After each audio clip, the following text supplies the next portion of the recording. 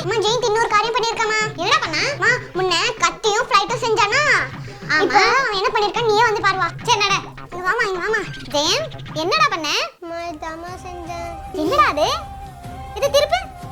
அம்மா இது லைட் போடுனதா பார்க்க கூடாதுமா. லைட் ஆஃப் பண்ணி தான் பார்க்கணும். ரித்தி லைட் ஆஃப் பண்ணு. சரிண்ணா. இதாமா செஞ்சேன். ஏய் அழகா லைட் இருக்குடா.